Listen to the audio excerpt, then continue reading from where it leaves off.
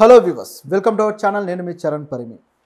Gudlavalleru college ఇష్యూలో ఈ CC కెమెరాలు కృష్ణా జిల్లా ఎస్పీ ఎవరినైనా కాపాడడానికి చూస్తున్నారా, ఏ రాజకీయ శక్తులు దీని వెనక ఉన్నాయని ఇప్పుడు కొన్ని సోషల్ మీడియాలో అయితే వార్తలు వస్తూ ఉన్న వీడియోలన్నీ కూడా బయటకు వచ్చాయనేది వాళ్ళ ఆందోళన. సో వీళ్ళు ఎక్కడ అమ్ముకుంటున్నారు అనేది కూడా పెద్ద క్వశ్చన్ ఉంది. సో ఇదొక దందా నిజం చెప్పాలంటే, ఇలా వీటిని అమ్ముకోవడం అనేది, ఈ న్యూడ్ వీడియోస్ అమ్ముకోవడం అనేది. సో ఓవరాల్గా ఈ కేసుకి సంబంధించి చూస్తే ఈ విజయ్ అనే వ్యక్తి ఆ అమ్మాయి తన గర్ల్ ఫ్రెండ్ని ఏ విధంగా ట్రాప్ చేశాడు ముందు అది తెలిస్తే తప్ప దీనికి వివరం తెలియదు. ఎలా చేశాడంటే, ఆ అమ్మాయి అతను క్లాస్మేట్, ఆ అమ్మాయి కూడా అయితే ఆ అమ్మాయి మొత్తానికి అతని ప్రేమలో పడింది. సో గర్ల్ ఫ్రెండ్గా ఉన్నారు. వీళ్ళు ఒకరోజు ఓయోకి వెళ్ళారట. సో ఓయో రూమ్కి వెళ్ళిన తర్వాత వాళ్ళు పర్సనల్గా గడుపుతున్న అది వీడియోలు తీశాడట. అతను తీసిన తర్వాత బయటకు వెళ్ళిపోయారు, అంత బాగానే ఉంది. అయితే వీటిని అతను తన ఫ్రెండ్స్కి కూడా షేర్ చేశాడు. నమ్మి ఒక అమ్మాయి తన తోటి వస్తే ఈ విధంగా వాడు షేర్ చేయడం అనేది, ఫస్ట్ ఆఫ్ ఆల్ వాడు ఎంత దుర్మార్గుడు అనే దానికి ఇది ఒక ఎగ్జాంపుల్. తన ఫ్రెండ్స్కి షేర్ చేశాక వాళ్ళు అవి కూడా చూసిన తర్వాత వీళ్ళందరూ కలిసి ఒక డెసిషన్ తీసుకున్నారు. అయితే ఆ కాలేజ్ హాస్టల్లో, ఆ అమ్మాయి ఉండే హాస్టల్లో వాష్రూమ్లో కెమెరాలు పెట్టాలి అని చెప్పేసి ఆ అమ్మాయిని వాళ్ళు బెదిరించడం స్టార్ట్ చేశారు. దానికి ఆవిడ ఒప్పుకోకపోతే ఈ వీడియోలు మేము బయట ఫోన్ సైట్స్లో రిలీజ్ చేస్తామని చెప్పేసి బెదిరించి, వాళ్ళిద్దరు దిగిన పర్సనల్ వీడియోస్ అవి నా విధంగా బెదిరించి ఆ హిడెన్ కెమెరాస్ పెట్టించారు. దాదాపు 28 హిడెన్ కెమెరాస్ ఆ వాష్రూమ్లో పెట్టించిందట.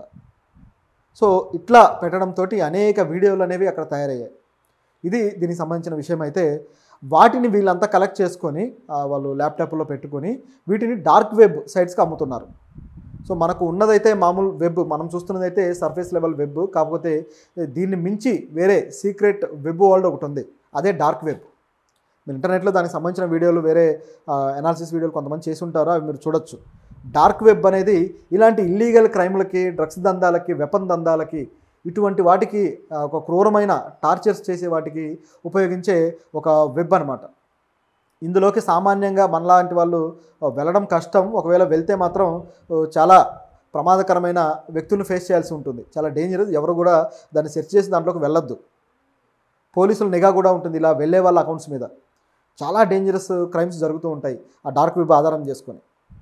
సో అలాంటి డార్క్ వెబ్లో వీళ్ళు ఇది పెట్టి అమ్ముతూ ఉన్నారనమాట.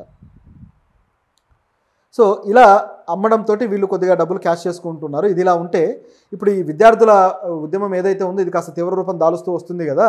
మొత్తానికి ఎస్పీకి అలాగే జిల్లా కలెక్టర్కి వీళ్ళకి సీఎం గారు అయితే ఆదేశాలు ఇచ్చారు, మీరు వెళ్ళి అక్కడ తనిఖీ చేయండి అని చెప్పేసి. మొత్తానికి ఎస్పీ తన టీంతో రావడం జరిగింది. వచ్చిన తర్వాత వాళ్ళని అరెస్ట్ కూడా చేశారు అప్పటికే పోలీసులు, ఆ నిందితులు ఇద్దరిని కూడా. ఇప్పుడు వాళ్ళ ల్యాప్టాప్స్, అతను విజయ్ ల్యాప్టాప్స్ అలాగే మొబైల్ ఫోన్స్ అవన్నీ కూడా సైబర్ క్రైమ్ డిపార్ట్మెంట్ ఎక్స్పర్ట్స్ ఉంటారు కదా, వీళ్ళు వాటిని పరిశీలించారు. పరిశీలించిన తర్వాత ఇప్పుడు ఎస్పీ గారు ఒక అనౌన్స్మెంట్ అయితే ఇచ్చారు. ఇప్పుడు ఇది ఆసక్తికరంగా మారింది. ఆయన ఏమన్నారంటే, మా సైబర్ క్రైమ్ డిపార్ట్మెంట్ మొత్తం కూడా వీటిని పరిశీలించింది, ఎక్కడా కూడా ఒక వీడియో కానీ అలాగే కెమెరాస్కి సంబంధించిన లింక్స్ కానీ లేవు అని చెప్పేసి ఆయన అంటున్నారు.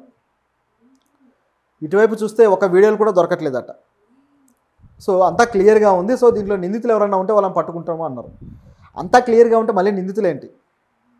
నిజంగా క్లియర్గా ఉందా, లేకపోతే మీరు నిందితులుగా వేరే ఎవరన్నా చూపించదలుచుకున్నారా? ఎందుకంటే ఇక్కడ ఆ అమ్మాయి ఎవరైతే ఉన్నారో ఆవిడకి, అతనికి హెల్ప్ చేసిన ఆవిడకి పొలిటికల్ బ్యాక్గ్రౌండ్ ఉంది అనేది ఇక్కడ ఉన్న వార్త. ఈ పొలిటికల్ బ్యాక్గ్రౌండ్లో కూడా జరిగిన సంఘటన ఏంటంటే, ఇది కొంచెం నమ్మనట్టుగా కొంచెం అటు ఇటుగా ఉంది ఇక్కడ సంఘటన చూస్తే. వీళ్ళు బెదిరించిన తర్వాత ఇష్యూ అంతా అయింది కదా. సో వారం క్రితం ఈ విద్యార్థులంతా కూడా ఆ సంఘటన తెలిసి ప్రిన్సిపాల్ దగ్గరికి వెళ్ళారు, ఆ కాలేజ్ యాజమాన్యం దగ్గరికి వెళ్ళి, ఇది ఇట్లా మాకు జరుగుతుంది, ఆ సీసీ కెమెరాల్లో ఇట్లా రికార్డ్ చేస్తున్నారని చెబితే యాజమాన్యం పెద్దగా పట్టించుకోలేదు. మొత్తానికి 2-3 రోజుల తర్వాత ఈ అమ్మాయి అని గుర్తించి, ఆ అమ్మాయి మాకు ఏ విధంగా చేసింది అని చెప్పి చూపిస్తే ఆవిడ తల్లిదండ్రులకు ఫోన్ చేశారు. ఫోన్ చేసి ఈ విధంగా చేశారంటే, ఆ తండ్రి కొద్దిగా పొలిటీషియన్, ఆయనకు బలగం ఉన్న వ్యక్తి, ఆయన రియాక్ట్ అయ్యి ఏం చెప్పాలి, తన కూతురికి భయం చెప్పాలి, లేదా ఆవిడ కూడా ఒక రకంగా అన్యాయానికి గురైన వ్యక్తే నిజం చెప్పాలంటే. వాళ్ళ దగ్గర ఆవిడ వీడియో ఉంది కాబట్టే ఇట్లా ఆవిడ లొంగిపోవాల్సి వచ్చింది. సో అంటే మెచ్యూరిటీ లేని తనమైంది ఇక్కడ. చివరికి ఆ అమ్మాయికి ఆ తండ్రి భయం చెప్పకపోగా ఏం చేశాడంటే, కాలేజీ ప్రిన్సిపాల్ని బెదిరించాడట.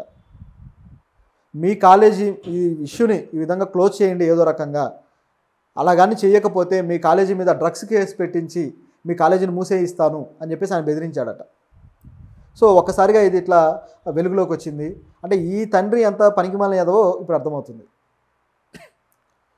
పిల్లలు తప్పులు చేస్తే వాళ్ళని దండించాల్సింది పోయి వాళ్ళు పైగా ఆవిడ కూడా అన్యాయానికి గురవుతుంది అని చెప్పేసి ఇక్కడ క్లియర్గా కనిపిస్తూ ఉంటే ఎలా రక్షించుకోవాలి, ఎలా ఈ సొసైటీలో మనగలగాలి ఆడపిల్లలు అనే దాని మీద దృష్టి పెట్టకుండా ఇట్లా బెదిరింపులకు దిగుతున్నాడు.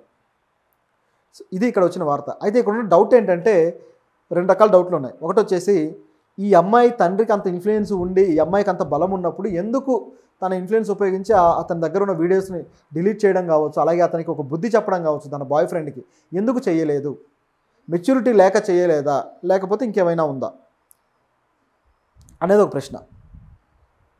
రెండోది వచ్చేసి ఈ కాలేజీ యాజమాన్యం, ఆ వ్యక్తి బెదిరించాడు సరే, డ్రగ్స్ కేసు అన్నాడు, అదన్నాడు, ఇదన్నాడు, పైగా వాళ్ళు తప్పుడు వ్యక్తులనే ఆధారాలు క్లియర్గా ఉన్నప్పుడు డైరెక్ట్గా పోలీస్ స్టేషన్కి వెళ్తే ముందు కేసు వాళ్ళ మీద బుక్ అవుతాయి కదా.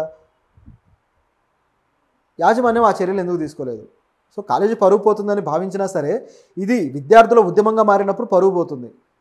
సో మీరు డైరెక్ట్గా కేసు పెడితే ఇమీడియట్గా వాళ్ళని అరెస్ట్ చేస్తారు, ఓ పని అయిపోతుంది కదా.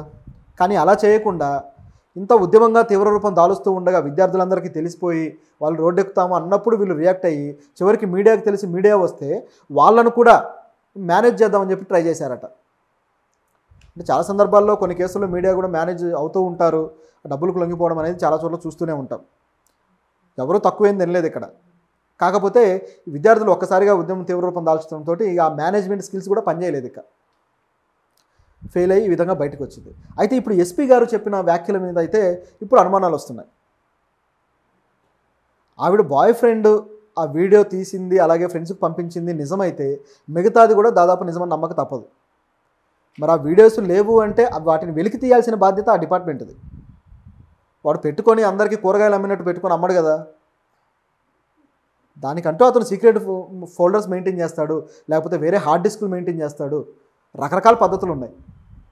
లేదంటే ఈ విషయం వారం నుంచి నలుగుతుంది కాబట్టి మొత్తం స్క్రాచ్ చేసి ఉండొచ్చు, ఏమైనా జరిగి ఉండొచ్చు. సో ఇది ఇక్కడ ఉన్న పరిస్థితి. సో చాలా సీరియస్ మ్యాటర్ ఇది. ఎస్పీ గారు అయితే చెప్పారు కానీ అంటే ఉద్యమాన్ని చల్లబరచడానికి చెప్పినట్టుగా ఉంది ఇది. కానీ ఆ ఆడపిల్లలు వాళ్ళు ఏ విధంగా గుర్తించి దీన్ని చేశారనేది ఇక్కడ గమనించాల్సిన విషయం. హాస్టల్లో మొత్తం మేము సోదాలు చేశాము, అణువణువు పరిశీలించాము, ఎక్కడే కానీ ఒక్క చోట కూడా మాకు కెమెరాలు దొరకలేదు అన్నారు. వారం క్రితం జరిగిన సంఘటనకి వారం నుంచి కూడా వీళ్ళు హాస్టల్లో ఆందోళన పడుతుంటే ఇప్పుడు ఎలా దొరుకుతాయి ఆధారాలు? ఇప్పుడు వచ్చేసి వీళ్ళు దర్యాప్తులు చేసి దొరుకుతాయా? వెలికి తీయాల్సిన బాధ్యత డిపార్ట్మెంట్ మీద ఉంది. స్టేట్మెంట్లు ఇవ్వడం కాకుండా ఇంకా దర్యాప్తు అనేది జరగాలి. వాళ్ళు ముందే జాగ్రత్త పడి ఉంటారు కదా. అంత అమాయకంగా ఉంటే వాళ్ళు డార్క్ వెబ్లో అమ్మేంత తెలివితేటలు ఎలా ఉంటాయి? వాళ్ళు బాగా తెలివి మీరిన వాళ్ళే, అమాయకులు అయితే కాదు. సో వాళ్ళు తెలివితే